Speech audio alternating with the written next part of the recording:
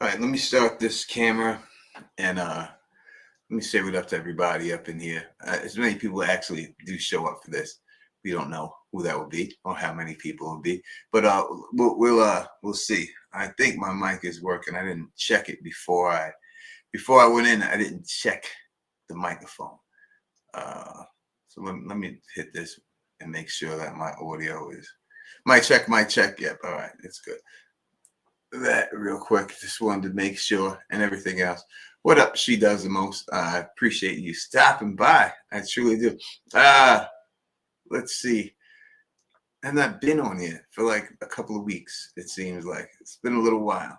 All right, not too long. But all right, let's do let's do the Teflon TV opening and get into this.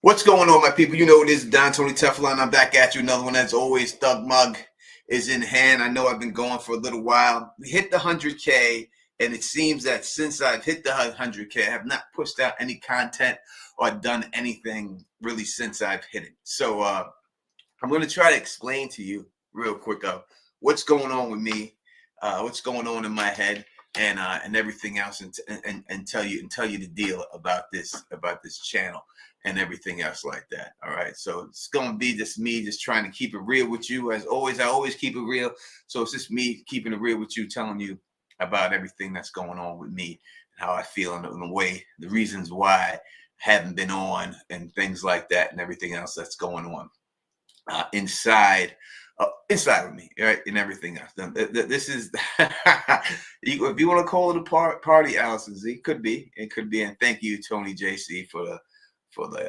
congratulations on hitting 100,000 K and everything else. You know what I mean? I pretty much appreciate that. All right. So listen, I started YouTube a very long time ago. Probably been on YouTube, I think, for 9 years, right? 9 years. It took me 9 years to hit 100K. It usually hit, I see channels come 2 years, 3 years. I've seen channels hit this fast, especially since I started.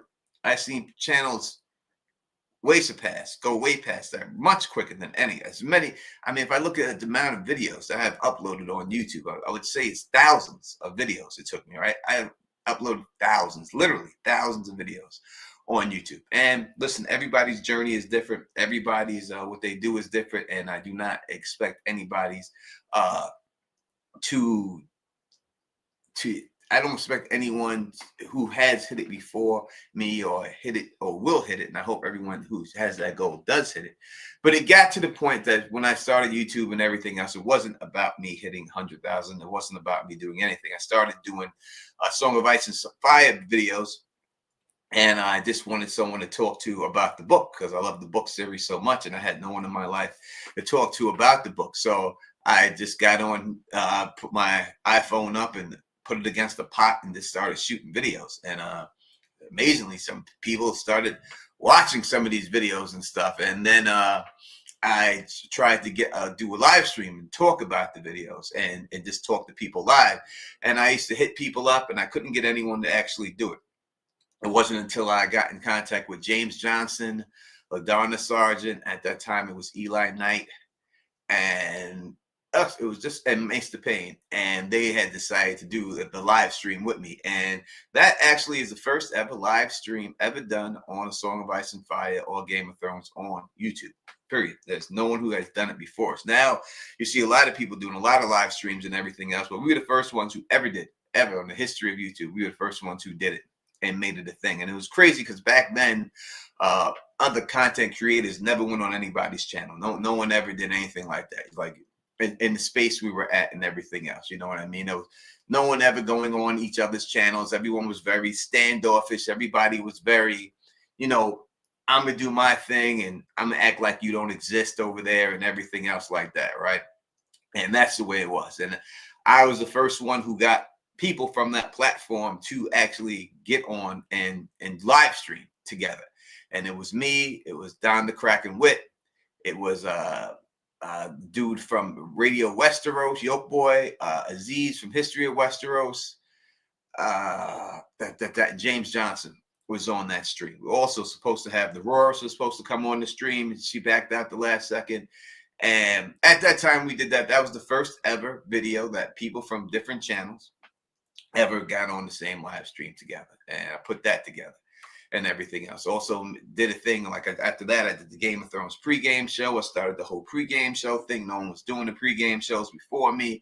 I started doing all the pregame shows and everything else. So I've done a lot of things on this platform, you know, that people were not doing.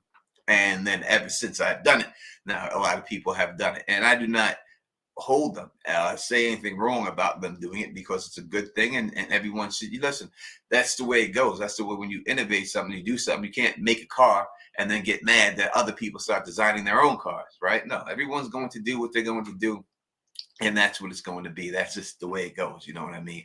So I never got upset about anything like that. I did get upset when people were trying to stream exact same time I was streaming, when they knew I was streaming that time purposely, and I would hear from people that say that I was getting too many views on doing that, and they didn't like the fact that I was getting so many views. So way much bigger channels than my own would do the pregame show purposely on a time or half an hour before me, and do stupid things like that to try to make sure that people were watching their stuff, and then no one will watch my stuff and everything else, you know.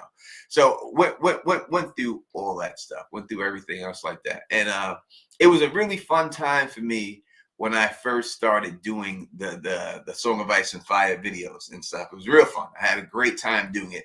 But then after a while, you know, I got invitations. I went to a convention, and I remember when the first Con of Thrones came around, all the other YouTubers were asked to go, and they wouldn't ask me to go. They didn't ask me to go at all. Like they didn't want me there for whatever reason.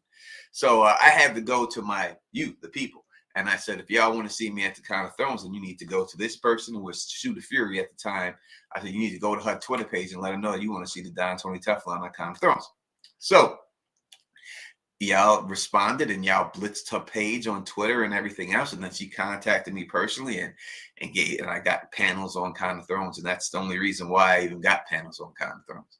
And then when I did do the Con of Thrones, I was like the runaway star on Con of Thrones. They were writing articles about me on Watchers of the Wall, saying how I stole this panel and I stole that panel and everything else. And then again, and some YouTubers that were there weren't happy of the way I was doing and everything else. And then I remember I was on a panel with them. I won't say their names. I was on a panel with them, and they purposely were trying to avoid me from talking. Like they kept going away from me on questions and everything else like that. And the audience members said, yo, why aren't you letting Teflon talk? We want to hear from Teflon and stuff, right? So those things did happen. And then after doing these things and doing these cons, and I became, you know, an integral part of doing these cons. And I enjoyed going down there and everything else. And I met my man Will. That's how I got to see Phil the Issues guy in person. That's how me and LMR met in purpose, was just to the cons. So I love doing the cons, but you know, I did have to do a panel every year, like what it was being Black in a Song of Ice and Fire community, basically Game of Thrones community. And hated doing that panel, but it was a necessary panel to do, because there was so much racism that was being spread in there, that everyone had crazy stories that had happened to them. And I used to get crazy comments and stuff like that. I had people come on my streams. I had people use my thumbnail and go on all Black girls things and act like it was me and say crazy stuff and say racist stuff to them and everything else. And I had these girls come questioning me like I would do that. And I was like, why would you think I would do something like that? You know what I mean? But I had to deal with that and everything else. And I've heard people say crazy stuff. You know what I mean? I'm not gonna go into all the things, but enough to the point where it was just like, you know, I as much as I love doing these videos and stuff like that, I really don't need this stress, because I'm from Queens, New York, right? So I'm not saying this is where I was born and raised, and I'm built the way I am. And though I am the way I look and everything else, and I am not playing with people. You know what I mean? It gets to the point where I'm putting my freedom in jeopardy, right? And is it worth it to put my freedom in jeopardy because internet trolls and stuff like that, and people trolling and things? And I was just like, you know what was wrong to do? I'm just going to bounce out. I'm going to expand my thing. And let me give a shout out to my man from Red Team Reviews, Carmine, because when I first started my channel was called House Teflon. So if you look at the description or the link, it usually says House Teflon. That was my channel. And he's the one who told me that I should change the name so that I can go and do other topics and not just get pigeonholed into doing only a Song of Ice and Fire content. So I changed the name after that, after taking his advice to Teflon TV. And then when he had given me that advice, I probably had like 2,000 subscribers or something like that. And he was like, if not 100,000, close to it. So we really didn't have no reason or nothing to gain from him giving me that advice. And I truly appreciated the advice he gave me. And then I came up with Teflon TV. And, people, y'all fans and everything else came up with my logo and helped me out there and all that good stuff. But in the end, when I do these things and I do these videos and stuff like that, you gotta understand it's me. I had to teach myself how to edit. And, I had never edited videos before. I had to teach myself how to do it. I had to teach myself any aspect of anything. I'm still learning on the job as I go, even after all these years of how to create a video that people are going to sustain or talk a certain way that people are going to sustain through the whole video and doesn't get boring. Now, when you deal with other channels, much bigger channels than mine, the channels that I have to compete with, or anyone has to compete with. You're talking, these people have writers that are on their side. They have people who do their editing for them. They have people that they have built themselves up to the point there's corporations out there who have these people for you, that professional writers, professional editors, and everything else, and professional people who know how to trigger the algorithm, know how to do all these things and all that. So then it comes down to, my passion and my love was to do a Song of Ice and Fire stuff, because that's what I love, but I did not see the growth continuing. And in my opinion, and people could say whatever it was mostly because of my skin color, that I could not grow to the heights that I deserved to grow to, that I felt I deserved to grow to in that lane, because people just refused to allow me to. They refused to subscribe to me. I know I had a dude named Quinn of Idea Ice and Fire. He never showed himself, Quinn, at all. And he blew up. And Quinn happens to be a black man. And he blew up. His voice he has an amazing voice and everything else. And the first time he showed himself on camera, and his comment section was filled with like, "Oh my God, you're black. I can't believe that you're black. I thought you were a white guy." And other people were like, "Oh, I thought you were a white guy in the dorm. You're black, but I guess that's okay." And things like that were all left in his comment section. And I do believe that if he had showed himself before this, he probably not reached the heights that he had reached because of his skin color, just for that. And in the end, Quinn stopped doing Game of Thrones stuff, switched to Dune, and now he does his Dune stuff, and he blows up on his Dune stuff and everything else, and he's doing a great job with all this stuff and everything else. So when it comes down to it and stuff like that, I didn't feel like I get the growth that I needed for the amount of content I was putting up. I was getting the views, but we weren't getting the subscribers and everything else and all that. So that's when I decided that I had to break away. So when I broke away and started doing other things, I first started doing some Marvel stuff because I'm real passionate about Marvel stuff, but I never got a breakthrough video, never consistently did it probably enough to get a breakthrough video in that field of doing that. And then I started doing other content, American Skin. And it wasn't really until Dexter, when I started doing Dexter, the first one, right? When I did Dexter New Blood, when I was doing that I actually got some views and everything else from other content other than Game of Thrones. It was like the first stuff that I really got consistent views from. And Lovecraft Country, let me not forget Lovecraft Country. So I did that. I got consistent views from the Lovecraft Country. But the whole thing about the Lovecraft Country, that even when I was doing these and I was doing these things and there were black people, this is a black show and there was black people in it.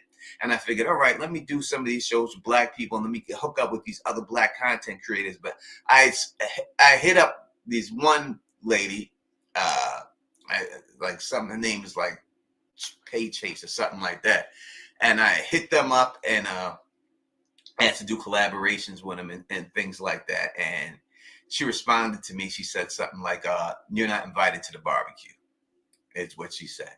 And then she went on her live stream and she said something like, "I'm getting hit up by these other content creators wanting to jump on, wanting to blow up, wanting to collab, but I'm letting them all know they ain't invited to the barbecue, that this is what it is." And then I'm like, man, I'm losing over here with the white people on here. I think I got to go over here with black people and try to roll with them, and I get the same type of treatment over here with these cats over here. You know what I mean? And that's just what it was. You know what I mean? So it's like, this is just, I just can't even, like, I can't even.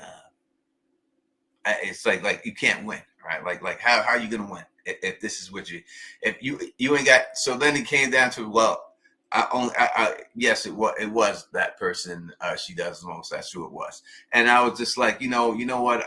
I'm gonna have to just keep doing what I'm doing. So I had developed a lot of good friends on YouTube, but people that I believe were my friends and still do to this day. But most of them all left, right? Most of the people I started with aren't there. My man JD the Dragon, you see in the chat.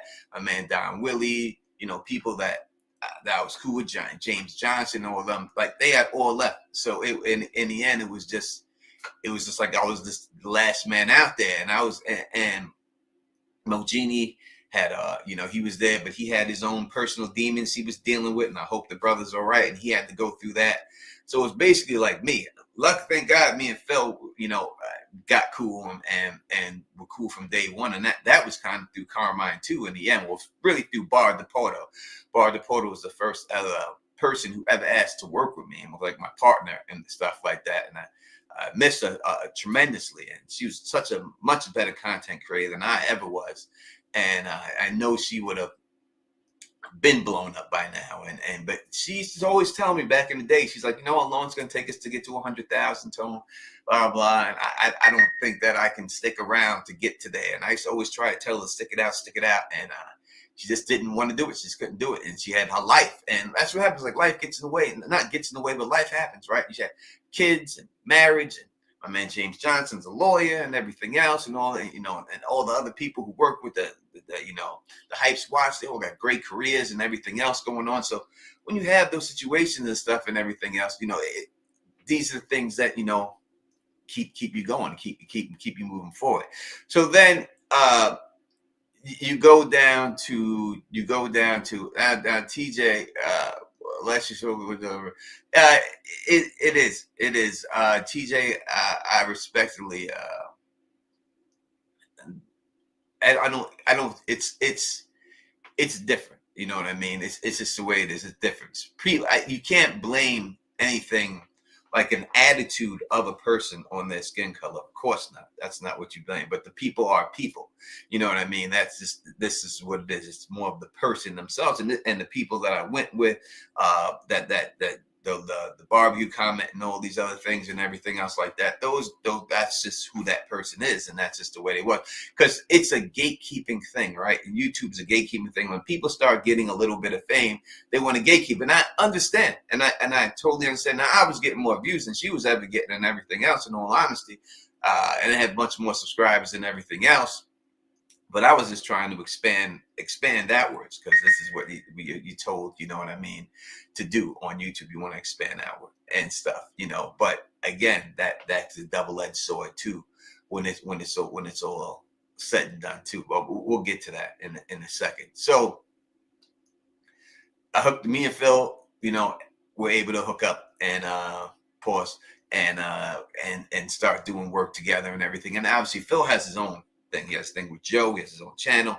He does his thing. You know what I mean? So we hooked up, did a lot of stuff, the Better Call Saul stuff, and the Better Call Saul stuff was like another one of videos that I was getting good amount of views out of nowhere. You know what I mean? And everything else was just getting a good amount of views out of it and everything and all that. Unfortunately, that was the last season of Better Call Saul, so I got a good amount of views. But that gave me the confidence when I was doing those videos and stuff to break out of the bubble that was, House of the Dragon, Song of Ice and Fire, and stop covering shows start covering them as much as I was covering them.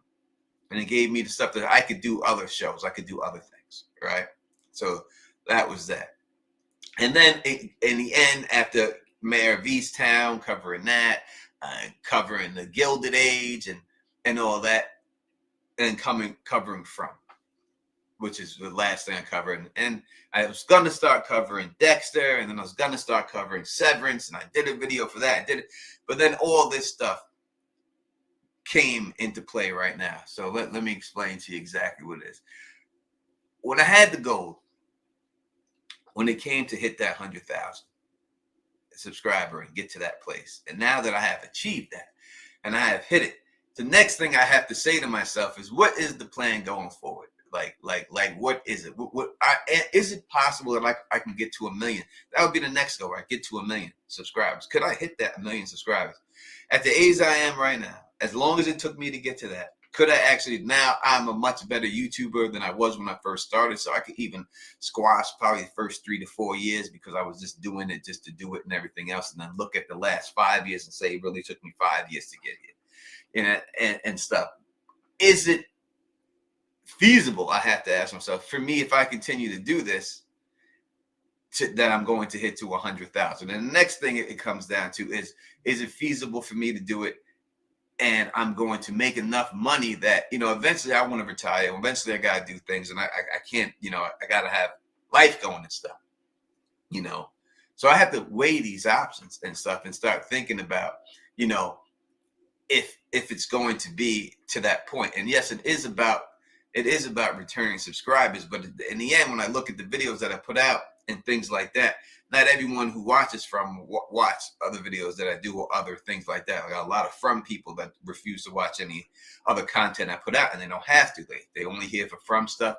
That's what it is, and that's the way it goes, right? And that's just the way it's always been. That's what YouTube is. There's when you get to a point where you have 500, 257, all these subscribers, what you hope to get when you get those 500K or whatever subscribers is at least like 10,000 of those people out of that 500,000 that are willing to watch any video you put out.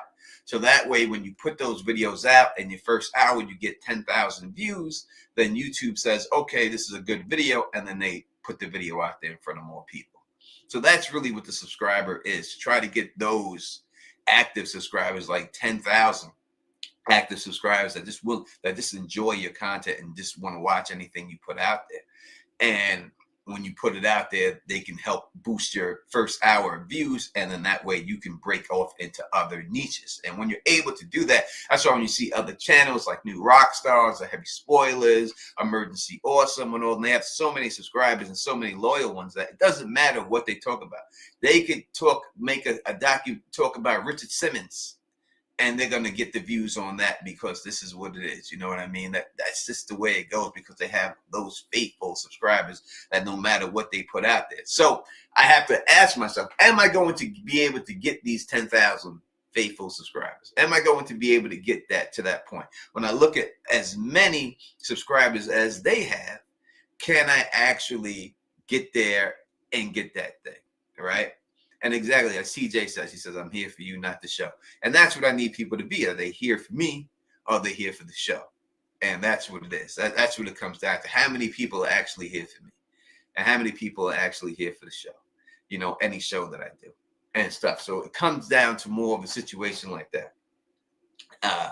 So when I look at it, and I got to look at it honestly, you know what I say? You know what I'm saying? I'm looking at, again, I got to look at being realistic about life and where is it going to be and where am I going to be and everything else, and how long can you possibly do it and maintain? Because I've had job opportunities, and there is one that has popped up recently that if I do take this job and I do this job and I do this, there's no way I can do any type of YouTube stuff. There's just no way. It would take up all my time. But if I did take that job, I would probably be financially set for as long as I had the job. For the rest of my life, right? And be able to retire and do all that other stuff like that. But then if I do take that job and I do these things, am I going to look back and say, man, you should have just did this because your heart's not really into this job. You're just doing it for financial security, and you're just doing it for that reason alone. Because I love doing YouTube, and YouTube is what I love doing, and I would love to do this full time and just make videos every day and all that. But I have to ask myself the question, because only a certain amount of opportunities come up in your life here and there that you have to ask yourself straight up, where are you going to go? How far are you going to go? And is it really going to get you where you really need to be when it's all said and done? Or is it always just going to be a hobby for you to sit on the sideline and that's it, right? You know what I mean? So That's what it comes down to, and those are the decisions that I've been wrestling with, and stuff and everything else. Now, I go back when when I was younger and I first started, I was, I used to rap, and I always believed that I was going to be superstar rapper, and I really believe that I probably should have been, and I always thought that was going to happen. But this leads me into another thing. But by going through that and following that dream and chasing that dream, I chased that dream from I was 16 all the way through my 20s, a long, long time. And I used to promise my kids, I remember my kids were little, I'm going to buy you this house. I'm going to get this. Don't worry. I'm going to be able to buy you this. I'm going to be able to buy you that. Don't worry, blah, blah, blah, this, that, in the end. And in the end, didn't happen. Right. The people that I used to rap with, I know some of them are security guards right now, and some electricians, and and we all put in the same amount of effort and the same amount of time, but talent isn't what it takes. And it's just like YouTube. It's not about talent. It's not about talent. You got to get the right breaks. You got to get right things, and right things got to happen and got to fall into place, and things like that have to happen. And if they don't, then now what do you got? I got a bunch of memories from it and everything else and all that stuff. And it's very disappointing, when you believe, and I've had opportunities where I was at, open for people, open for Lil Wayne, open for Snoop Dogg, going through people, open for Little Kim, open for DMX, it wasn't just like I was rapping in town. I was going out and I was opening for people, and I was getting around people, and we were doing these things and all these other things and everything, doing shows in Canada, going around here, and we were doing these things. So it wasn't like we weren't there, like we was there, but then again, in the end, regardless of whatever happened, it just didn't work out in the end. So that's a lot of time in my life lost, a lot of time. And that time that I spent there, when I look back and I remember when I was doing it, and things would happen. I remember I was working at Target Distribution at one time, and I was doing it, and I really thought it was going to pop this time. It was going to pop everything, sing, and then you go around, because when you think something's going to happen, you feel it. You tell your people, you tell your friends, well, yo, this is what I'm doing. This is going to happen. This is going to happen. This is going to happen. And then a month from now, you're still loading trucks in Target Distribution, and people looking at you like, yo, son, I thought you were going to be a superstar. I thought you were going to do this. I thought you were going to do that. You're still here with us. That it hurts inside. It hurts inside. And in truth, being honest, it made me suicidal. Like, it was hard for me to live with myself. It was hard for me to look my kids in the eye after I have told them I was going to do so much for them, and I was unable to. And it really hurts. It really put me on the brink of like that I didn't want to go on, that I did not want to, that I really just call it a day. You know what I mean? And I really had that pain, and I lived with that pain for a long time. Thank God I didn't do it and everything else, but it truly came to the point where I had the weapon in my hand, and I was sitting on my couch, and I was just like, this was probably the best way for it. When I look at my life insurance policy, and I'm like, you're worth more to your kids dead than you are alive. Now, you can't blow your head off and stuff and get the policy, but when you look at the actual numbers of it, and you're like, man, you worth more dead than you are alive, and all these things go through your head and everything else like that, and really put me in a really bad spot in my life and stuff. Ruined my relationship, my 19-year relationship, everything. I gave up everything for that career, trying to get there, and in the end, I didn't. And that's what comes down to when I look back at that. You know what I mean? And I look back at it and everything, and I say, and I look at this going forward. I say, am I going to be at that point again in my life? Is it going to? Because I could have had other opportunities. That if I did not go and follow that rap dream, that did not pan out, I would have probably, in all honesty, I would have most likely have been in the electrical union. Most likely I would have been in an electrical union, making $57 an hour, doing that, like all my friends are doing, or I would have been a lawyer or something like that. Like, that's probably where it would have went for me. And chasing the dream of being a rapper prevented me from doing those things. All right. So when I look at this and I look at this YouTube and stuff, I have to start asking myself, am I on the same path? Is history going to repeat itself again? And that is what I have been messing with in my head right now, ever since I hit this 100K. Am I going to go down that road again? Am I, because I'm getting opportunities again to get something else, you know what I mean? And would be financially good and be set, or do I continue on to this journey and hope for a different outcome than happened then? And that's where I'm at right now, because I got the plaque. I can say, you know, I got the plaque, I did it, I got that. That's more than I ever got from that. That's cool. I can shut it down, say peace out to everybody, thank you for getting me where I was at, and call it a day. And I can look back at that accomplishment and say, I did do this. I was able to do that. Right? I can do that right now and just be cool with it, you know, and take this job and do this thing and just get this money and stay there and eventually retire 15 or so years, move down somewhere where it's hot all the time, be a snow bunny or something like that. And then but then am I going to do that and look back and say, damn, man, every time I turn on YouTube to watch it, like, damn, you know, it's quite possible that you could have done this. That could have been you. You could have been happy. You could have had both things, right? You could have had YouTube happiness. You could have had your financial security, and you could have kept doing what you love to do instead of just doing that. But then I have to look at it like, it's a lot of, can I compete in this market with people who have script writers, with people who have editors, who are people who have that? Because that's what it would take in order for me to get to that spot. It's going to take me to outdo people who have all these other advantages that they have, that they've built to the point where they can have them, right? Because when I look at my content now, and I look at other people's content, and I can see how they can go deeper into their content than I can, because I don't have the time. Not that I couldn't do it, but I don't have the time to dedicate to making those videos as complex as they can. Because when you're doing everything yourself, you're talking about, it could take, if I do videos like that, it could take 12 hours. It could take 13 hours, some 20 hours to do a video, to go into all that, to get the script done, to do all this. Because then I would have to start doing that.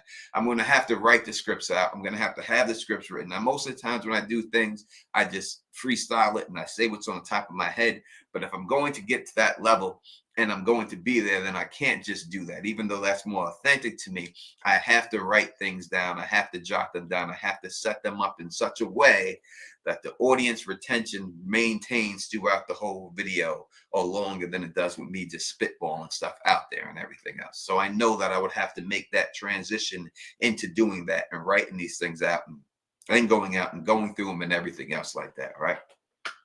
And all that good stuff, you know what I mean? So I would have no choice but to start doing that. And I could still freestyle certain things and get it in there, but I would have to have things laid out like that in order to keep everything going the way it's supposed to be going, like that, right? I would have to go and I would have to get my editing a little better, right, than it is right now. It's good right now. I could do a pretty good job at it, but I'd have to really step it up a little bit. Not too much. I don't think that's off. That's off from a lot. You know what I mean? I don't think that's off.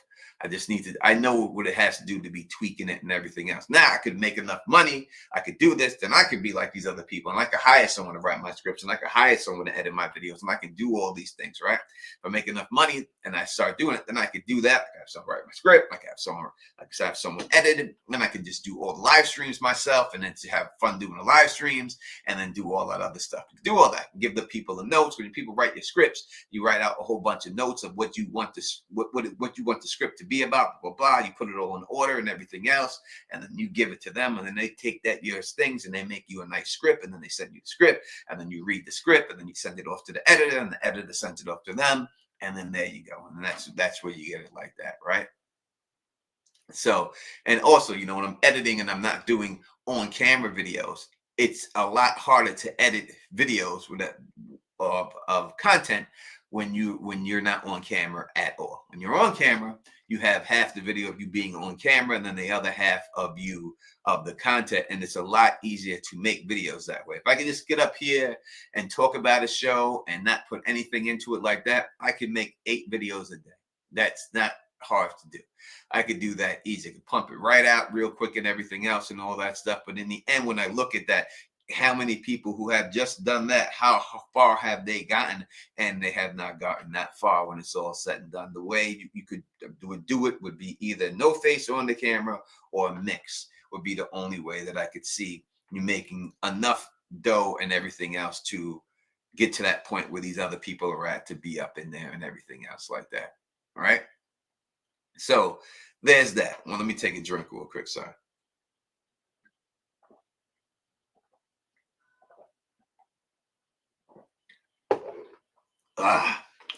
Not bad. Yeah. So that's where I'm at. Again, when I came over and I started doing stuff, and I started doing like when I did Mayor of Easttown, and I did Dexter, and there was really no one covering those shows. Even when I did From, and there was no one covering the shows. It was a lot of fun for me to do those shows when there wasn't a lot of people. It's the same way it was with Game of Thrones, in the beginning. And then it got so saturated and everything in Game of Thrones that it just wasn't fun to do anymore because there was just too many people talking about it. And as shows blow up, that's what's going to happen and everything else. And that's what it's going to be. And I feel that same thing coming on again with these shows. That like it's just about to be so saturated, so oversaturated and everything else that it's just not going to be the same amount of joy that I had doing these shows and stuff. And that's when you have to start asking yourself the question, am I doing shows just to get clicks, or am I going to do shows that I actually like? You know what I mean? And then that's a dicey situation. You know what I mean? Where you're just doing a show because you like the show and you have passion about the show and you can talk about the show, or you're just doing shows because you think that this show, this is a hot topic right now, and you think you can get enough clicks on this to make enough money. And it's a delicate balance. I mean, you want to do a little bit of both. You want to find shows you're passionate about, but until you reach a certain spot, you have to have a show. You have to go to do things that are going to get clicked. That's why in the end, when I started, I was doing the Marvel content. I knew that Marvel content is unlimited. As saturated as it is, it's an unlimited well of content. When I do shows like From and other shows, and I jump from show to show, or Severance or whatever. I shouldn't even say Severance, because I've only done one video on it. But when you do these shows end. And when these shows are over, or you're waiting for them to come out and it takes 2 years, what do you have to fill in those gaps, right, in between? If you're going to be full-time, what shows do you have?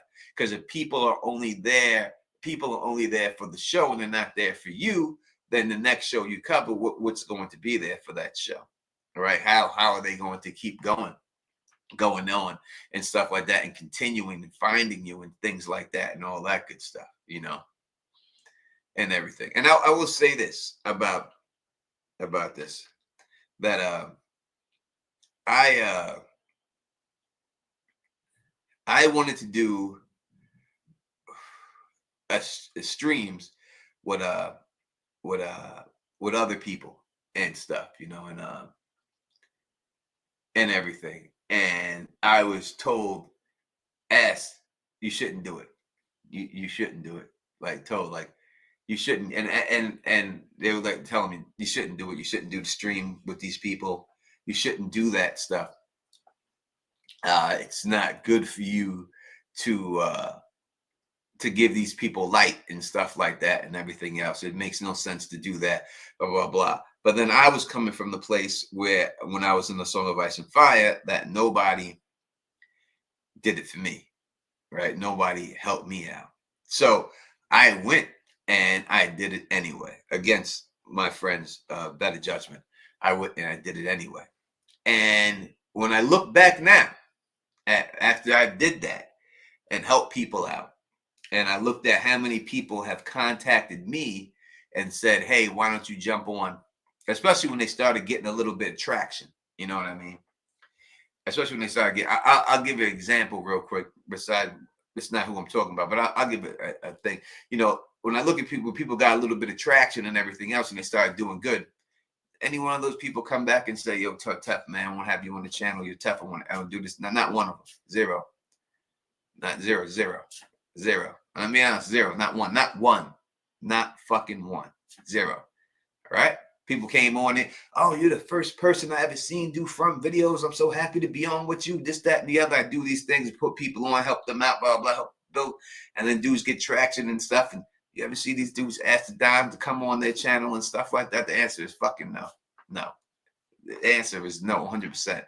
Act like they don't even know you and stuff like that. And I'll say, like, there's a guy, his name is Dan, he has a channel called Talking Thrones. And Dan don't owe me nothing. He never did. But Dan was one of my subscribers before he started Talking Thrones. He was one of my subscribers. And he used to be in my chat and my live streams talking and leaving a whole bunch of comments. And I used to tell him all the time, "Come on the channel, come on the channel. You got a lot to say. Come on the channel." But he never came on the channel. You know, but he's always in my comments and my live streams and all that stuff. And then he started his channel, Talking Thrones. And now he's the biggest Game of Thrones person on the planet, probably on all of YouTube.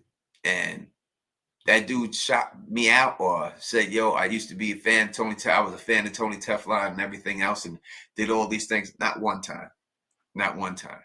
Did he do it for other people? He sure did. Now, did he have to do it for me? No, he's not obligated to do anything for me. You know, but did he do it for other people and help other people grow and go, "Hey, you need to subscribe to this person's channel. What are you waiting for? This person is great. This person is this, that person is that." No, he didn't do that for me. He did it for other people, and other people blew up off of that stuff too, right? And then, so in the end, when I look at the subs, and I'm glad in the end that it didn't happen, because I look back at everything and I look at how I got here, I can clearly say that nobody helped me get here. Nobody shouted me out here. Nobody yet told people to subscribe and do all these things like this. Nobody did that. I did this shit on my own. I did it all. I did the whole thing on my own, basically. Now, I'm not discounting my man Phil and LMR and Bar and Hype Swatch. That's not what I'm talking about. Those are my friends. I'm saying, like, getting the subs and doing these things and all that stuff. That was everything built. I did it all the way up. I built the whole thing. You know what I mean? And that's the most thing that I'm most proud of and stuff. Could I have had an easier ride if some people would have done something like that? 100%. 100%. I could have. You know what I mean? But in the end, that's just not the way it was. You know what I mean? And I'm grateful for it. And I'm grateful for it and everything else. And I made it the way I made it. I did it my way. And that's just what it is. You know what I mean? I took the blows. You know what I mean? And in the end, I survived and I made it here and stuff. So that is what it is. And that is where I'm at right now. And that is my mindset. And that is why I have not put out any content. And that's just me being as 100% real to you as I can be. Now, that being said, and knowing the perils of everything else. And again, before I even get into all that stuff and get into that, when you're doing YouTube, when you're doing things like this, like, you know, I haven't had a relationship probably in 4 years, because of, and a lot of it's to do with YouTube. It takes a lot of time. It takes a lot of things. I mean, your Saturday nights, your Friday nights, the nights you're supposed to be going out and meeting people and stuff like that. You know, you making videos, or you're trying to figure out content, and you're trying to do this and you're trying to get things out. You know, you don't, you know, and it's lonely. You get lonely. I've been alone for years now, and it's lonely. It's not like it's a great ride. You know, I'm in my bedroom by myself working on videos and doing things like that, and that's it. And the day is over. I wake up 5 a.m., do a video. And next thing you know, the video's done at 12 p.m. I got to figure out a way to get to the bank and get this done and get all that done. And sometimes try to go shopping, hopefully get to the gym. And by the time you're done, our day is over and the day is done. And next thing you know, you back, it's 6 a.m. and you got to go back to work the next day, and you got to go through the whole grind, the 5 day a week, and then hope to try to get out there and things like this. And a lot of things on YouTube is, the earlier you can get it out, the better it is for you and stuff, and things like that. So, it's lonely. It's been a very lonely couple of years for me. You know what I mean? Like I've tried to get into relationships with people, and because of YouTube and me not having enough time, the relationships just ain't panned out. Not all because of that, but a lot of the reasons because of that. Some people are assholes. Some women are diabolical. Some women are just liars. It's like men are, and come up with excuses and don't tell you the truth, and things like that happen too. Of course, it goes both ways. I'm just talking about my situations, and that's it. Some people lead you on and try to get things off you and everything else, you know what I mean? And then they get those things off you, then they go in and out the door. Some people think the grass is other green, and some people's distance is too far and they're afraid to say it. So they make a big excuse about you and say something was wrong with you when you just say it was just too far. It's just not going to work.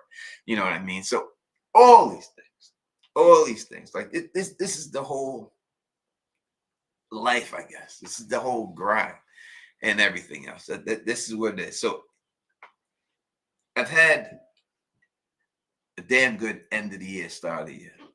I got my book out. I worked on that for a very long time. And I got the book out.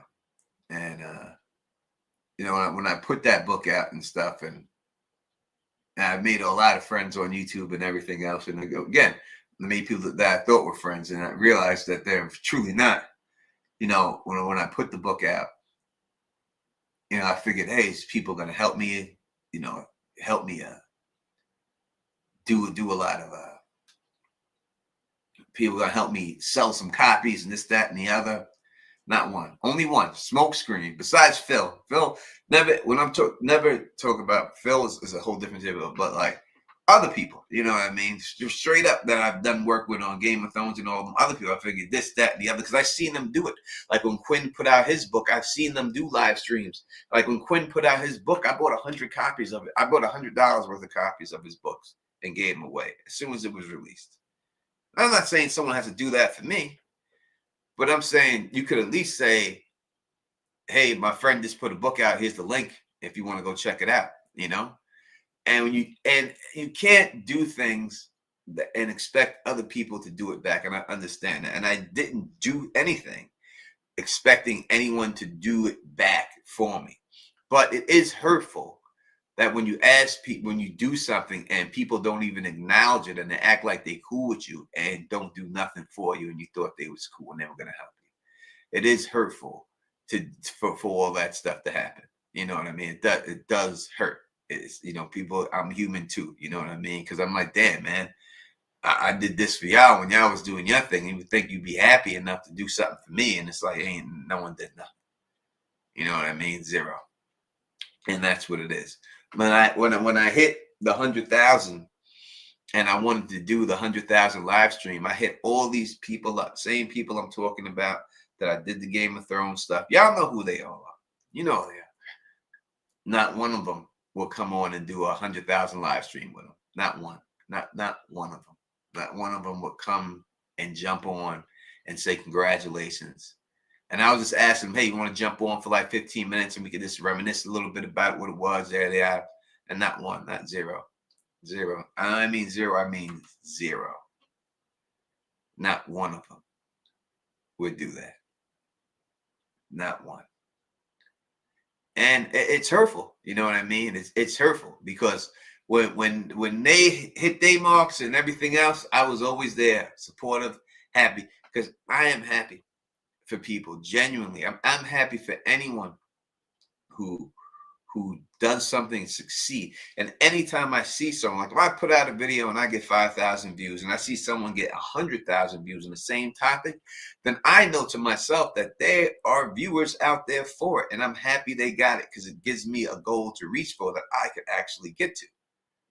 So I'm happy when I see anybody's channel do anything good. I'm happy because I'm happy because I know how hard it is.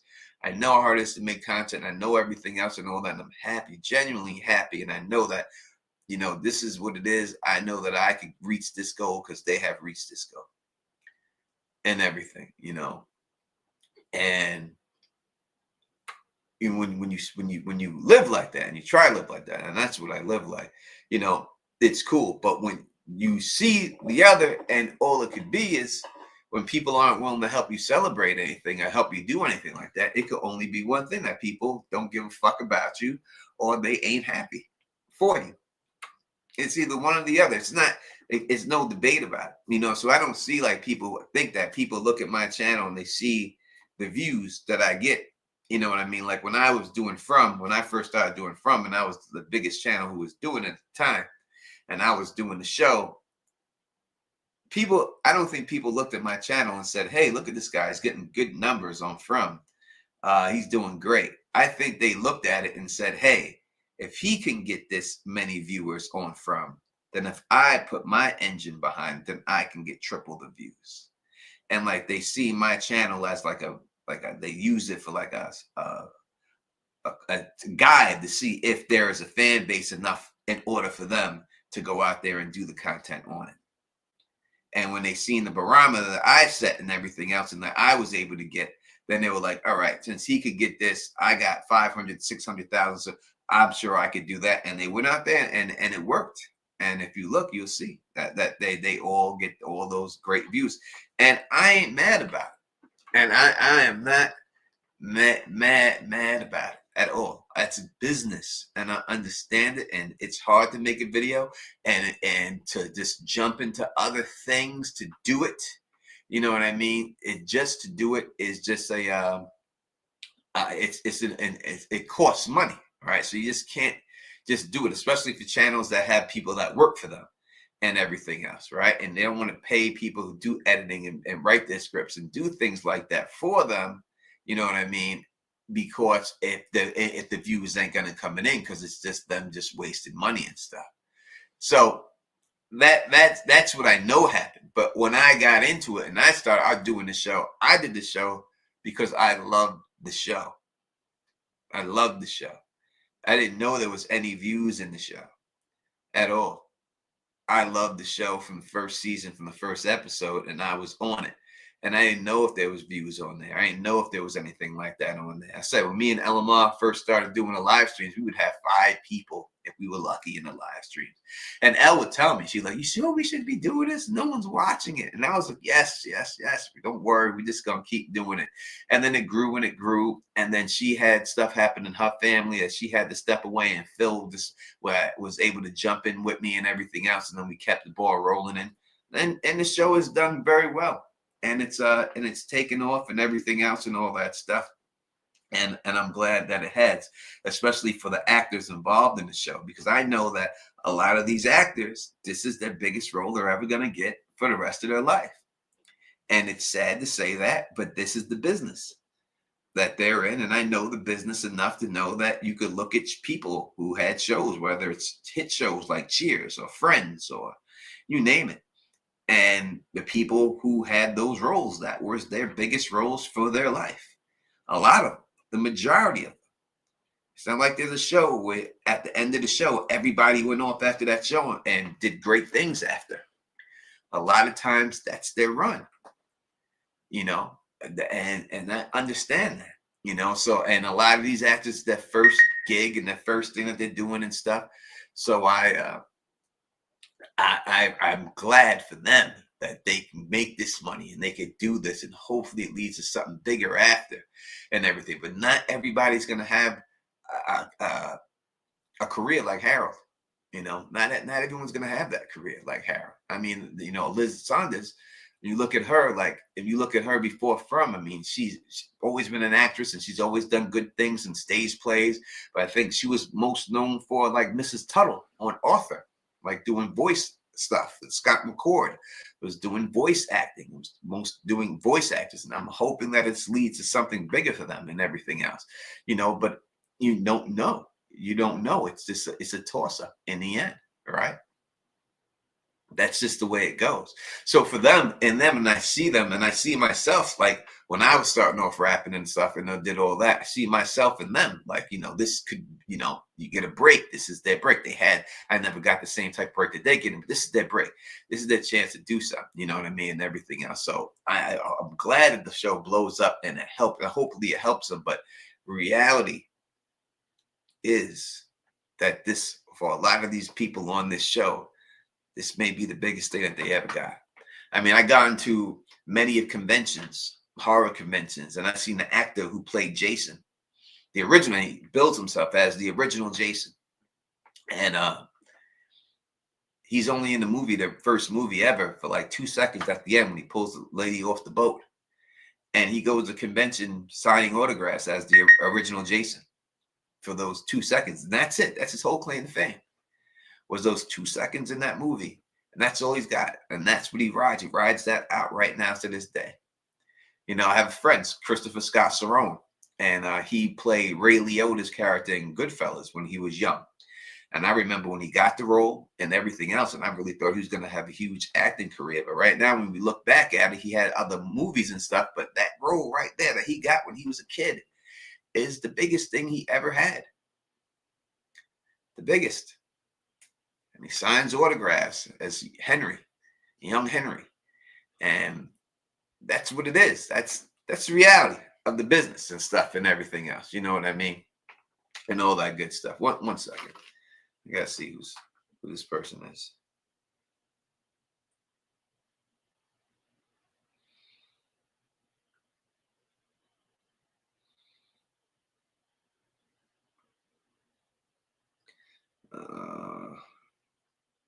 Nothing important.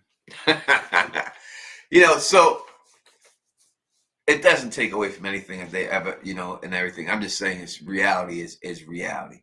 So again, I wish that is what it is and stuff. Welcome to Paradise says, let me read this real quick. It sucks that you've reached this achievement and instead of smelling the roses, you are sitting in sadness. Such is life, my friend. God will remove those not meant for you. And I wish I could. I really wish I could. And when I got the plaque and everything else, and I was able to look back and everything else, I did have a great time doing it. But in the end, you have to look at big picture things, and life don't stop. I can't stay in that moment forever. And when I first got it and everything else, and I'm still excited about having it, man. If I could sleep with that plaque, I would sleep with that plaque. If I could wear it around my neck like Flavor Flav and walk outside with it, I would walk outside with that motherfucker every day of my life. I swear to you, I would. I am extremely excited about it. I'm extremely happy about it and everything else. You don't know, just thinking about it and everything else. But things do happen in life and stuff and all that. And I'm not going to come on here and lie to you and stuff. I'm going to tell you the truth of what it is. You know what I mean?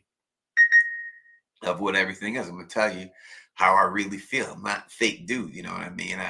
I'm just going to let you know what's going on and how it's going on and how I feel about things and everything else. And, you get burnt out, and sometimes you get burnt out and stuff. And you usually get burnt out from doing stuff that you don't give a fuck about. Like I really wanted to do a Fantastic Four trailer breakdown. Like I wanted to do one so bad. I had so much to say about that trailer and everything else. And I really did. I wanted to do that video so bad. I wanted to do that video and anything. But then I'm asking myself, you do the Fantastic Four trailer and you spend 12 hours making this video and it gets 50 views. was that 12 hours worth spent? You know, and then once that creeps in my head, then the desire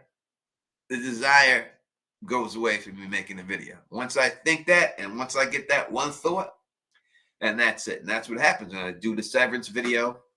And I did that first video. What did I get? Like 6,000 views on the video for the first video I did. I think I only did one, which is good for a first video. You know, I don't look at that as a flop, that video or anything, because it's the first time I ever talked about the show.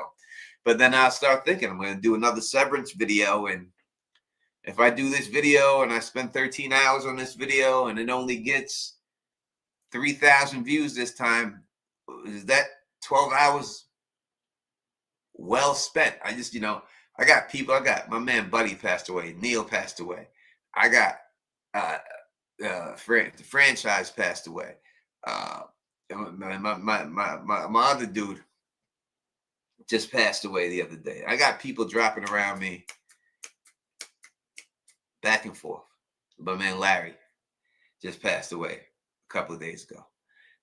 Back and forth. For whatever reason, people dying and people dying and people dying and doing everything else and stuff like that, And it just makes me start thinking like, yo, I don't know how much time I got left. I don't think anyone does, you know what I mean? So it's just like, well, am I spending this time with my family like I should be? Am I spending enough time with them? Am I doing these things right? Should I be trying to get myself out there to be in a relationship with someone and try to build a life with somebody? Should I do this? Like all these things, you know what I mean? I go through all these things, go through my head and stuff like that, And that's what it comes down to in the end and stuff. So that's where my head's at on this whole thing,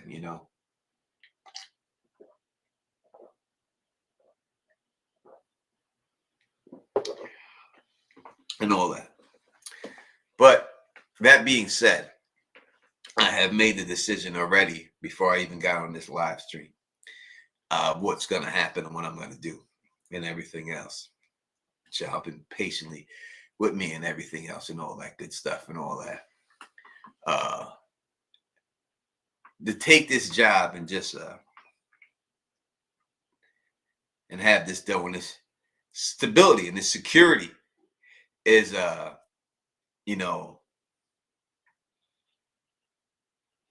probably the smartest thing to do. Not just for myself, but for my family and for everyone. It's probably the smartest thing is to take this job, make this money, do this thing, and help set my kids up, even though they're pretty well off, but help set them up, better and stuff and all that good stuff. And that's just the smart move to do. As I said, I got friends who've become lawyers, and I have friends who've left YouTube and done that stuff and everything, and all that good stuff, and not look back and all that and everything else, and has been successful and done things like that. And it's just a better move to make, in all honesty, to do that and have that stability than just making videos and hoping that they hit and do things like that. It's just much better and a better fiscal decision to do that without a shadow of a doubt. There's no way around it and everything else, you know what I mean? And all like I say, Diane, she knows Larry, she was there and everything else.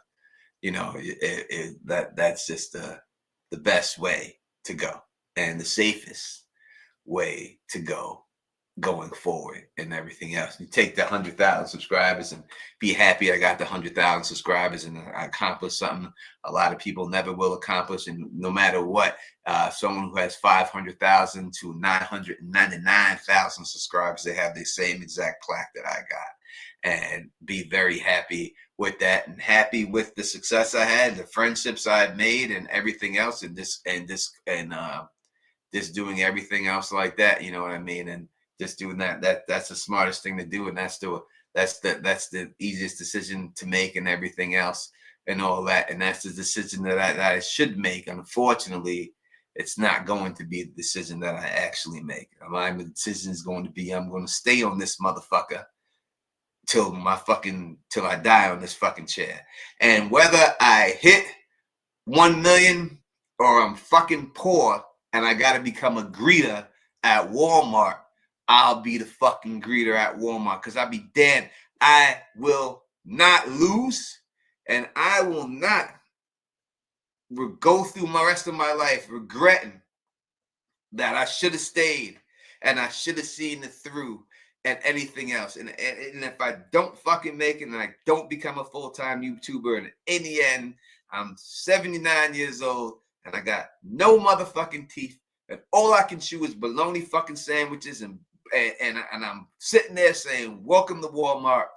In the end, I'll say, at least I tried and I did it my way. And that's what is going to happen. So I'm not going to take that job, turn him down. In fact, I've already turned the job down earlier today, and I'm just going to ride this thing out. And whether I'm single for the rest of my life or not, whether it works or not, I like to bet we are going to roll the motherfucking dice, and we're going to see what the fuck happens. And if it don't happen, it don't happen. But if it do, it do. But in the end, I'm going to give it my best fucking shot. Not going fucking out like that. So we are going to keep going. We're going to keep driving. And thank you for the super chat. And I got love for you too. Truly appreciate it 100%. And we're going to keep doing what we're doing. And we're just going to do it bigger, and we're going to do it better. And we're going to hope for the best. And we hope that y'all not just here for the show, that you're actually here for me.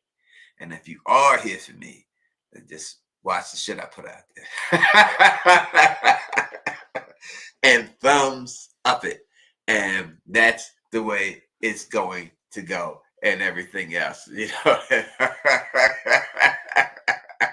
I didn't tell you to say goodbye to me. Did I tell you? I didn't say goodbye. I'm telling you where my head's at.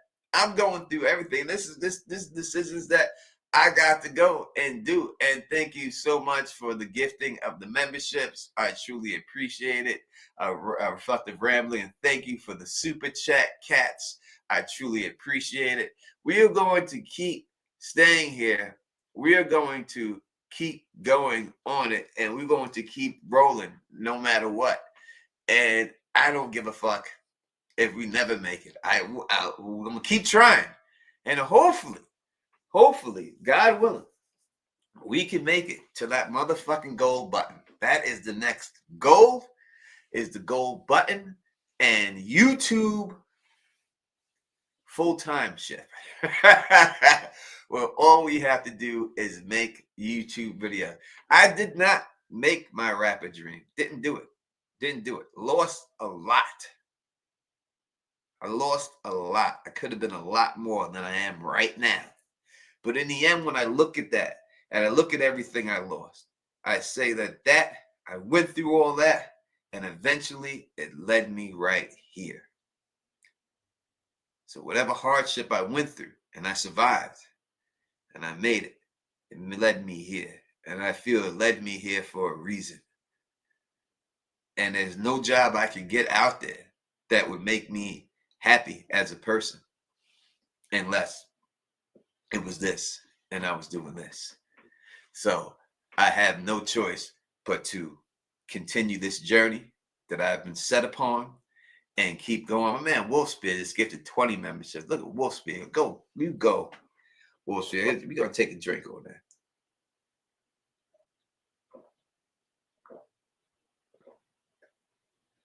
I was probably going to take a drink anyway, but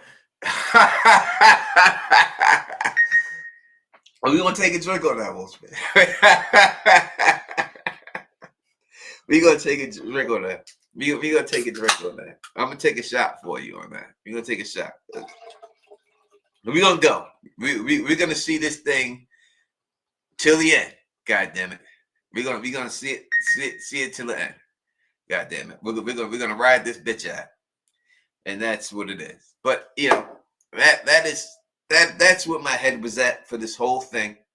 and why I haven't put any content out and stuff. Who's calling me? God damn it. It's my brother. Hold on 1 second. Yo, what's going on? What's going on? Yeah, I'm live streaming right now on YouTube. Yeah. All right, what you doing? Oh, I'll be probably done like a half an hour or so.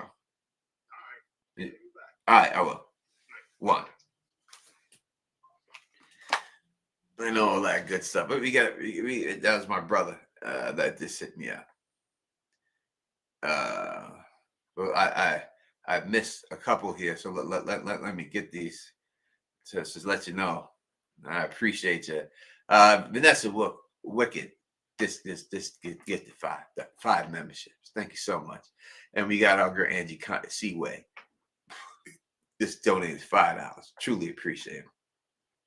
Man, that's my brother. That's my brother I haven't spoken to in 15 years, and we made up a week ago. Last week we made up. We met up for the first time in 15 years, and we made up and stuff. So now he's back in my life, and I'm back in his life after 15 years and stuff. And I said, it was a damn good year and beginning of year for me with the book, the 100,000, making up with my brother. The only hole I have is the one for my daughter that we don't speak to. I'm trying to rectify that and everything else, and that's just what it is and everything else. You know what I mean? But we're gonna keep going. As Glue Guns and Roses, it was a super successful YouTube. It said, YouTube really is full of fails. And I love it. I started my channel after last year teaching. My department lost funding, and I felt lost. And I'm forever grateful for YouTube. 100%. I hear you. And you do an amazing job on your channel and stuff. And thank you, Saggy Star, for the gift of 5 memberships. I truly appreciate it. 100%. 100. So I mean, if people really thought that that I was going out and you were going to get rid of me and everything else, and I'm sure there was a lot of people out there hoping that was going to be the case and listening to me. And I could have probably convinced myself into it right now. But no, God damn it. Hell fucking no. We ain't going out like that. No. We're not going out like that. I got a lot more to do. And I'm going to see this thing through. And we're going to continue doing what we do. My man Phil, the Issues guys in the building, should be on here with me. Goddamn Phil. Should be on here with me, but he's not. But he should be. He should be here.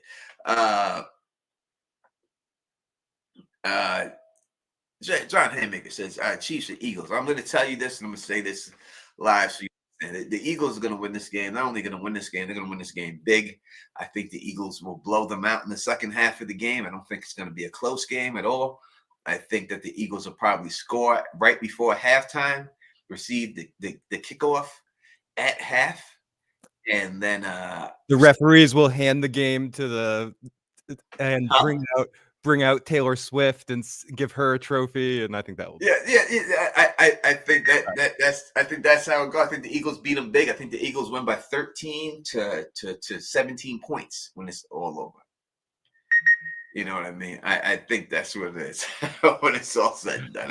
I think that's what's going on. So what's going on, Phil? Not much. I was just waiting in the wind. Whoa, sorry. I got some bad audio. Give me a second here. But yeah, I'm doing all right. How about yourself?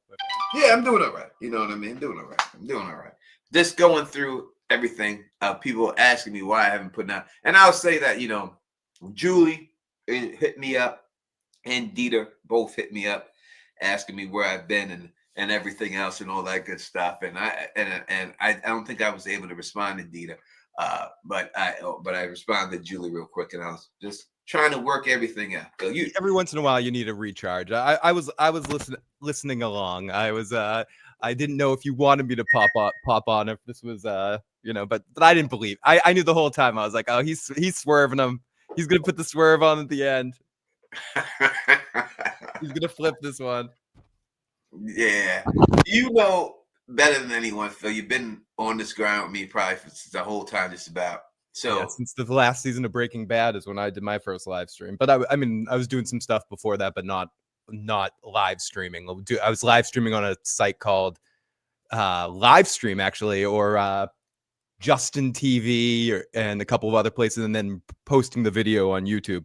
But the first live streams I did was like towards the last season of Breaking Bad, and then The Walking Dead, then Game of Thrones during season between 3 and 4, I think, is when I did my first Game of Thrones thing. yeah, so you know the grind. You know, I mean, Phil was there. He knows everything I just said. Phil can tell you this is true. You know it's Oh true. yeah.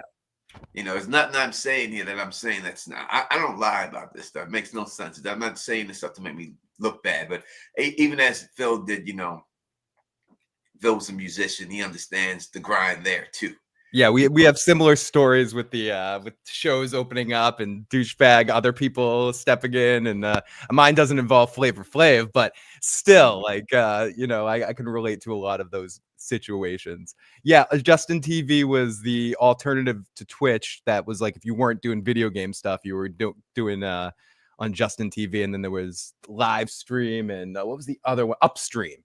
I used Upstream for a while as well, and all these ones that were just individual streaming sites. It was before YouTube actually had streaming. That came at some point in time, and then even when they first did it, the live chat wasn't a thing for a while. Yeah, well, they had the Google Hangouts. Yep. And you would get on doing the Google Hangouts. And I remember when I was doing the Google Hangouts, and that's how we first started doing it. We were doing that I was doing that with Bar. And we used to be able to ask questions, and then people would like the questions. It would get more votes, and then the ones that, like, if you asked the question, the question that got the most votes would get pushed all the way to the top. And I remember when I was doing those live streams, I know a lot of people like to say, "Oh, what do you mean you're the first person to live stream history of Westerosa?" And it's not true. They weren't. And I'll tell you exactly how it started. When I was doing it with James Johnson, that's when we were doing the live streams, and nobody was doing it at the time on the song Rise of Fire. And I started working with Bar, doing it with Bar. Aziz hit me up, and he told me, he was like, "Oh, we watched you in Bar, and we like the way you guys do it, and we just want to let you know that we're going to do that too, and we're not don't want to step on your toes or anything like." And we was like, "No, do your thing," because with the problem with them that they were having was that they would do videos for 2 hours, and it would literally take 48 hours to upload a 2-hour video to YouTube back then. But by them able to go to Google Hangout and do the whole video on that, it would instantly go up. So that's what that changed. That format changed that to them, what they were able to instantly get their videos up. Before, it would take like 24 to 48 hours to upload a 2-hour video back then. It was so slow and everything. So when I first started YouTube stuff, my original channel, it was still when there was like upload limits. I feel like it was like a 12-minute upload. I forget what it was, but it was something. So if you wanted to release a multi-part video or something like that, you had to do it in like multiple situations. Even on a channel like Red Letter Media, the first Mr. Plinkett videos were released in several parts because of this, because they couldn't release like a whole big giant 2-hour video, which is funny because now there are channel. Well, I'm not going to say this out loud because people will copy it, but I'll tell Tony off air. But like, it's there's a big difference with those things. Shit, I need to get a new cord. My cord is breaking. It is. And glue guns. If you can't see the channel on your TV, usually if you hit there's a button like when you use your remote and it'll show live chat thing. And you have to click that, and then it takes a second, then it puts the live chat on your screen. It does on my Roku. I don't know if it's the same for other things. That's the way it is when I watch it on TV or Roku. Yeah. I have to hit physically that chat button, and then the chat will go up on the side and everything. Yeah, and that's actually newer, and especially if you're watching on the TV app, it's like right down on the screen, like where you next to where captions would be, or you're selecting that kind of stuff. There's one that says chat, and like you click it and the chat will be on the side of the TV. Hey, let me say what up, shout out to my girl Anna Banana, Red Lipstick Club, up in this piece rocking with us. Anna is my co-host for the After Dark streams, and enjoy doing the After Dark streams with Anna. Enjoy doing that stuff having those fun times and everything else with her, and definitely have to do it better. Definitely have to do it better. Do it again. There's no way around it. Gotta fine. It's like I said, Phil. I have this decided that I'm not ever going to get a girlfriend. I'm just going to do you, and I don't care. I might find a female just to have sexual relationships once in a while, but I don't think a relationship's in question for me right now. So I'm just going to dedicate my Friday, Saturday nights, and everything else, any off time to reaching this goal of 1 fucking million subscribers and getting this gold button and becoming a full-time YouTuber. And that's just what it's going to have to be, and everything else. That's what it is and stuff. So that's what it is. That's it. I have this fine, so I'm just telling them straight up that this is what it's going to be, shorty. If you're down with it, you're down with it, and if not, then you're out. Get her to co-host with you. Get her on shows. Huh? Get someone that would be interested in co-hosting shows with you. Someone that's like, it's so hard to find. Pause. To find anyone who's. Believe me, I know. With the best I could do was with my ex. Steph used to come on the party stream. She refused to be on a podcast, but she, like, if we did a live watch stream or something, like watching the Emmys live or something, she would sit in the background and shit talk. That's the closest I could get to any significant other being on stuff. Guys, I love Anna. I'm also a Sister's Wife fan, or a fan hating uncle. That's right. Anna has a thing. Definitely subscribe to Anna's channel. She has a thing. Don't make her quit. Let her keep doing what she's doing. Let her keep doing what she's doing. Again, Steggy Star, support Phil the Issues guy. We gotta get Phil to 100,000, and that's we gotta get that up and everything else. We gotta get that thing. Well, I'll get it up, everybody. Let's get it up. Sit on Uncle Phil's catch-up couch and wonder why I only have 17,000 subscribers. Come on, sit on the situation. But yes, and I feel the same way as you, Tony. It's something like whether it's a show that I would get tons of views, like Better Call Saul, or something if like Joe and I, or you and I, are going live and we're having like 10 people. Either way, I do this until I fell off the damn seat because it's just fun, like, or some version of this, maybe eventually we'll be putting on headsets and sitting in a live virtual studio doing this. Like, maybe it will change as technology changes, but ultimately the idea of sitting down, talking, babbling, it's something I think we both just like doing. It's fun, and performing is awesome. You're smarter than me. I still haven't given up my stupid music stuff. I spent hours today recording and spending way too much time on music that 50 people are going to listen to, but still I'm doing it, and I can't help myself. And I'm going to get you on a track one day, whether you like it or not. I could do it. I really wish that I could. I'll do it. I'm getting you on a track one day. Damn it, it's happening. You can deal with it. I don't know how it's gonna happen, but one day maybe it'll be a comedy song about a show, and we'll force you into a situation where we'll write a From song, and you'll have no choice but to step in and give it a verse. But whatever. I'll trap you later. I'll trap you into a Jedi mind trick on this one later. We'll figure this out later. Also, I spoke to the professor. Hit me up today, and he asked me again about the FromCon and everything. Well, it's not FromCon, but and all that. So I will have. It comes down to this. It's where it's going to be held. The place that I have that we want to hold it.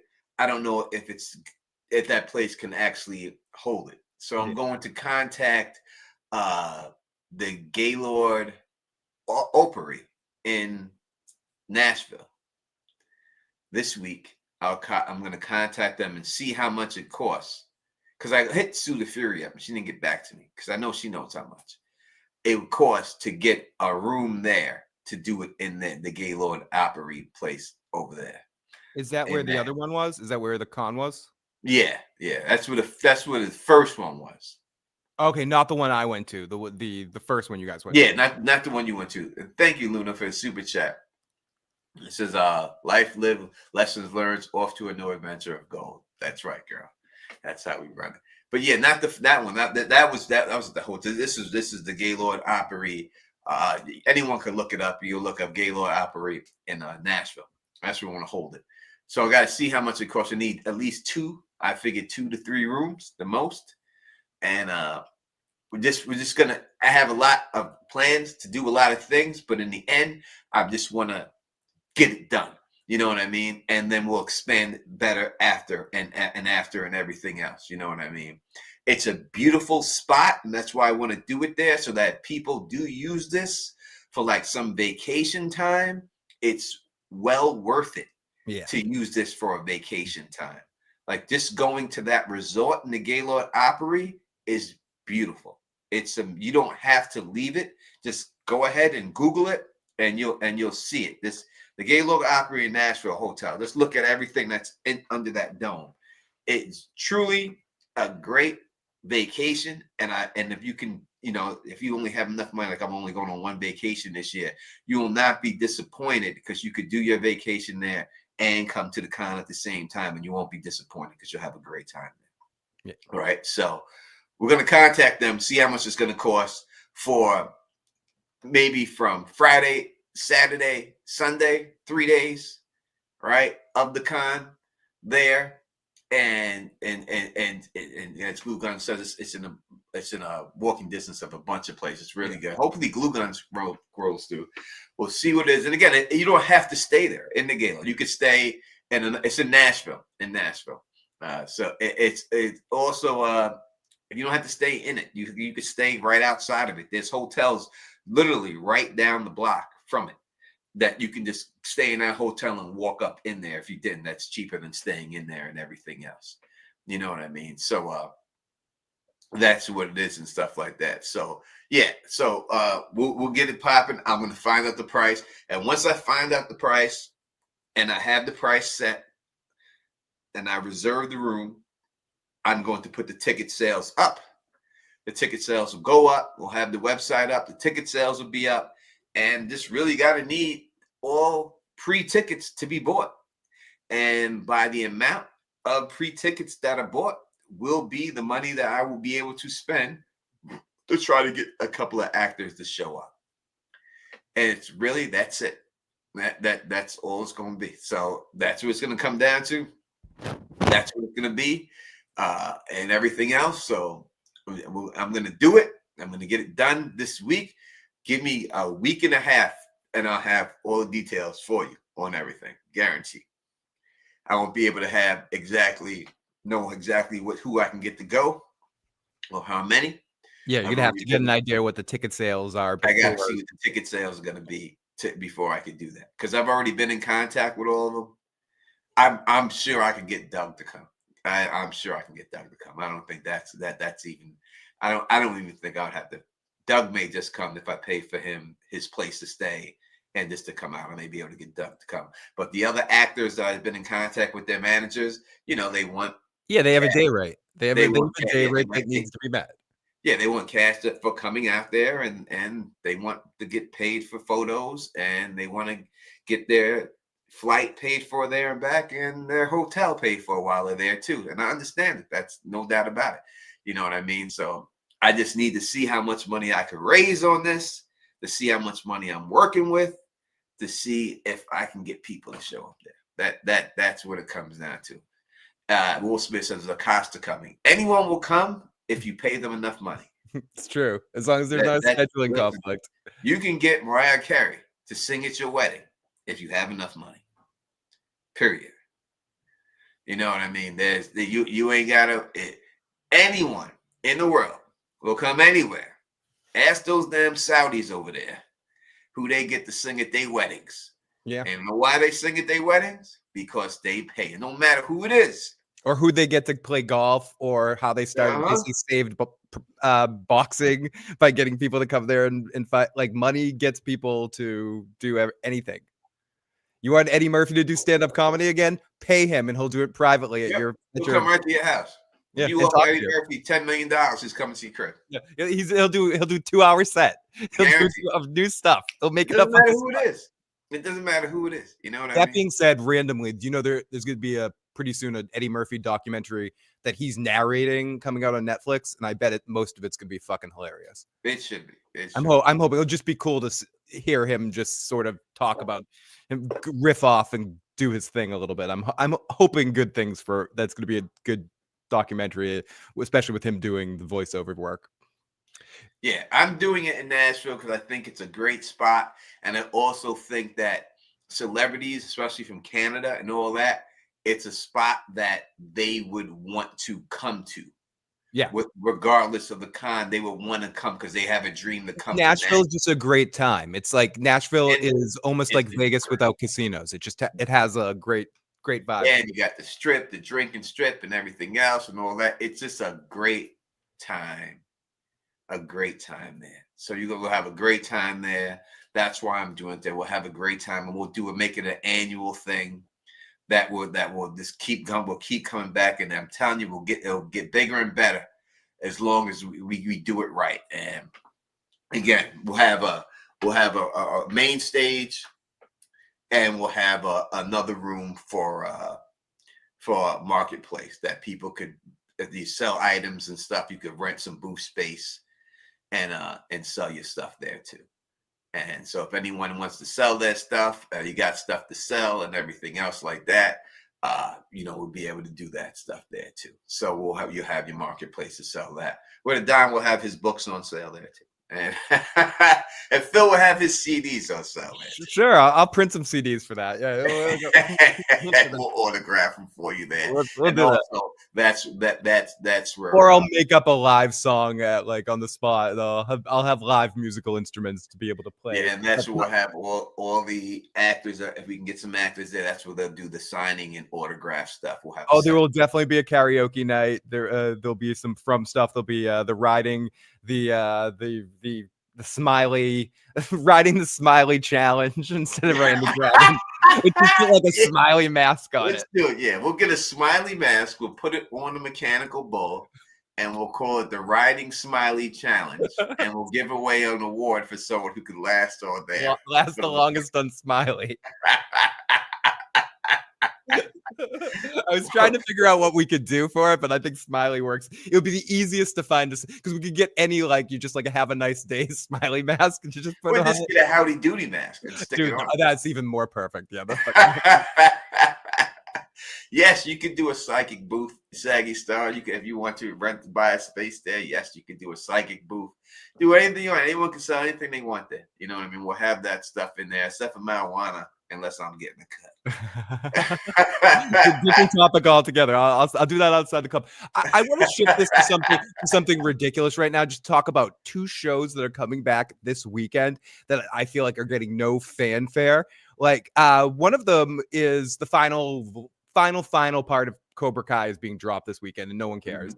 But it is coming out. It's got no advertisement. Literally no one gives a shit. But if anyone gives a shit, the final episodes. The other one is Yellow Jackets actually comes back on Valentine's Day. Yeah. Valentine's Day, it's actually back. And I don't think anybody is fucking talking about it. And it's interesting that it's going to be running concurrent with Severance and going up against those two shows going up against each other. It's it will be talked about as soon as it comes out. There's no doubt about it. You know what I mean? It snuck up on me. I'm like, oh my goodness, it's actually coming back on, this Friday. I think it's Friday. Yeah, it's Friday. It's coming back, and this is the make or break season for this show. If the show doesn't do well in the ratings, it's going to get dropped. And if the storyline is closer to season 2 and not back to the vibe, more of the vibe of season 1, or something completely new and different, that's even better. I think I really liked season 1 a lot, and I thought it was on par with all the awesome television that's going on right now with Severance and From and all that kind of stuff. But season 2 lost me a little bit, so season 3 will be really important. Do you think that Severance is in the Sopranos, Wire, Breaking Bad phase? I don't see. To me, I'll tell you what I think. I don't think that is a. I don't think that's a. It's right to put them there after one and a couple episode seasons. I think that the first season is comparable to any of those shows, but yeah. I think that it needs more longevity to get mentioned in the category of those shows. Yeah, the problem with doing that too early, it's too hyperbolic. And I'm one for big going crazy, this is gonna be the most awesome thing ever, and get into it and way into it. But ultimately, when you're looking at shows like Breaking Bad, Better Call Saul, The Wire, Sopranos, like even something like Mad Men, like all these shows that would be sitting at that table, the thing that they all have is longevity, and they continue and pretty much are good, or if not great, and keep the same maintain of amazingness throughout the whole run. Some people might argue about some of the things I'm saying. Like I know Joe argues with me that the second half of The Sopranos isn't as good as the first half of The Sopranos, but I think it's just as good in its own way. Or some people would say the last season of The Wire takes The Wire off the list, but I just think it's shorter. It's just awesome. They just didn't have the time to play out everything in the reporter's office that they could. Or Breaking Bad, some people hate that, like it should have ended with what happened with Gus. No, that epilogue to show Walt losing his mind and getting, smelling his own farts worked for Walter's character. You had to see him reach that point. So to your ultimate question, Tony, not yet. I mean, I think it's might serve itself as the best mystery box show, but right now I compare it more to, it's coming off the first season of Lost, which was considered one of the greatest seasons of a show, and now it's like, is it going to be a full-time awesomeness, or is this going to be Heroes? Is this going to be a one and done show, or is this going to be something that lasts the test of time? Yeah, I'd say so far this season is good. I don't think it's as good as season 1. I think so far it's good. I honestly haven't watched, like, you could spoil shit for me, I don't care, but I haven't watched it because I also dealt with some death, and it's like sometimes it's hard to get into new shows. I'm watching a lot of comfort shows and like rewatching programs at the moment and catching up on stuff. So, and I had to catch up on Shrinking, which it's hard to, which I'm really enjoying this season. Well, and you're gonna have to catch up because we're supposed to do a live stream with Pete Peppers. When? It's already set. I'll tell you. I should have told you before I said you're coming on.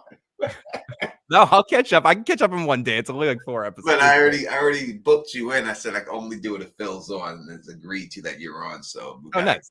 That'll be fun. We're doing so we gotta catch up. We gotta just start talking and stuff. Oh, I will. I intend to catch up. I just keep meaning to not. It'll be a mid-season stream.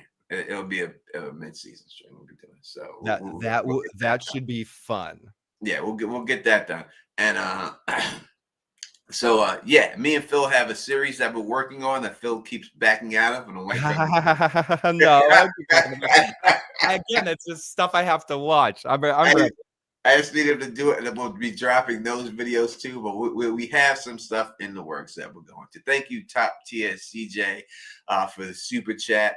100% appreciate it. I gotta go hang out with my brother on the Oculus Quest. We have a little thing that we started doing, playing this game together, and nice. And all that stuff. I gotta get one of those so I can run with you in some games. Yeah, you should get on there and everything. Yeah, so I gotta go do that. Let's see. Phil hasn't caught up on Severance, so we'll wait to do a Severance stream until Phil catches up. Oh no, you can rock it, and I can catch my ass up, like we could, but I'll try to catch. Tomorrow's a snow day around here, so maybe I'll try to do a quick binge watch tomorrow. All right, so if he'll catch up, he'll do that. Snow. We'll see what happens with the snow. We'll get that popping and stuff and everything else, and we'll see. We'll come back with a from stream maybe tomorrow or Friday night, and then we'll talk to Anna about Saturday night. Every Saturday night, doing a dropping a after dark stream Saturday from here on out, and just keep doing it every Saturday night.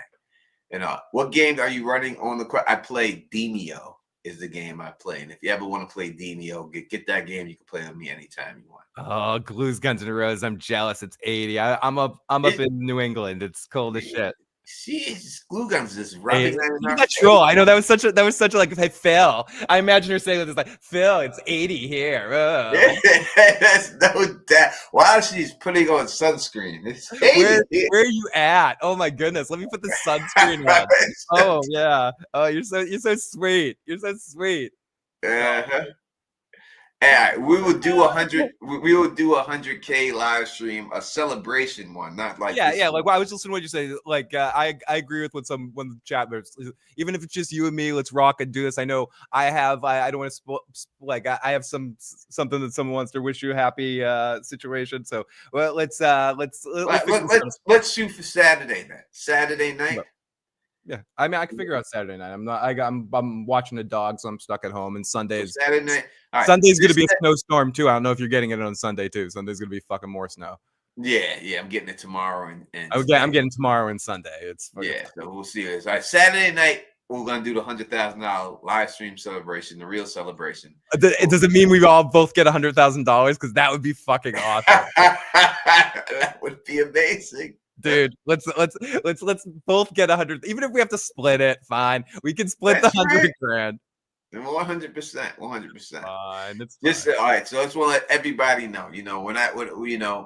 We're going to be here. And when I say that YouTube has saved my life because of y'all, when I say that, I sincerely mean it, because it has. Because when I was at my lowest point and I was on that bender where it could have went anyway, it was when I decided to go and make my YouTube videos for A Song of Ice and Fire. And that's where that's when it pivoted for me and stuff. So YouTube saved my life. And we're not going to give up. We're going to keep going. We are blessed to be where we're at. We're going to keep going. I appreciate all of you for any time that you have watched and everything else. Again, all I could ask is if you like the videos, if I put the content out, just be here for me, not just the content. And if you're here for me, I can get where I need to go and make this thing go and everything else. See you no later than Saturday night for the 100,000 subscriber live stream. And again, if you like the way we do this, please thumbs up to spread this across the realm, and of course subscribe. And until next time, you know who it is. Peace and stay sexy.